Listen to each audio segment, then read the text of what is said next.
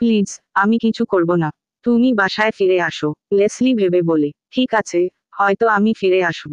একটা শর্ত আছে, আমি যা বলবো তাই মানতে হবে। ডানা বলে, না, আমি তোমার দাসী না। লেসলি বলে, তুমি দাসী হবে না, আমার সহকারী হবে। ডানা রাজি হয়। লেসলি মনে মনে বলে, যাই হোক, আমি এমনি ফিরে যেতাম, কারণ আমি স্যামকে অনেক মিস করছি। সে না জানি কি করছে।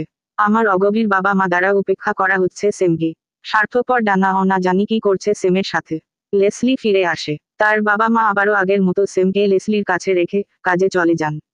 তখন লেসলি একটি সময়সূচি সেট করে, যাতে ডানা ও লেসলি দায়িত্বগুলি ভাগ করে নেয়। এটি কিছু সময়ের জন্য ভালো ছিল।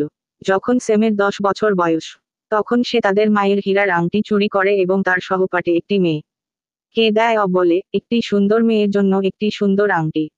মেয়েটি বলে, তুমি কি পাগল, আমি এটা নেব না স্যাম। ওই মেয়েটি এই কথা বলায় স্যাম এতটাই রেগে যায় যে সে ওই মেয়েটির মুখে ঘুষি মেরে বসে। তারপর স্যাম তার বন্ধুর কাছে আংটিটি নিয়ে যায়, আর সে এটি $40 বিক্রি করে। একদিন স্যামের শিক্ষক তাদের বাবা মাকে একটি মিটিং এর জন্য ডাকেন, কিন্তু তাদের বাবা মা ব্যস্ত থাকায় তারা না গিয়ে লেসলি ও ডানাকে পাঠিয়ে দেন। ডানা মিসকে বলে, বাবা মা অসুস্থ তাই আমার এসেছি। সে ঘাবড়ে যায় ও বলতে থাকে। লেসলিও একই কথা বলে যে বাবা মা অসুস্থ তাই তারা এসেছে। লেসলি আরো বলে, আপনি আমাদের বলতে পারেন কি সমস্যা হয়েছে। মিস বলেন, সেম তার একজন সহপাঠীকে মেরেছে, একটি জানালা ভেঙেছে, এবং সে অন্য ছাত্রদের ভয় দেখায়। সমস্যাগুলো শোনার পর লেসলি ও ডানা যখন বাড়িতে ফিরে, তখন লেসলি সোজা সেমের রুমে গেল।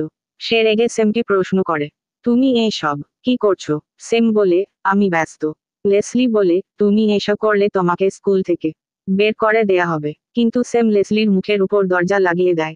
লেসলি সেমকে ঠিক করার অনেক চেষ্টা করে কিন্তু সেম তার কথা শুনে না।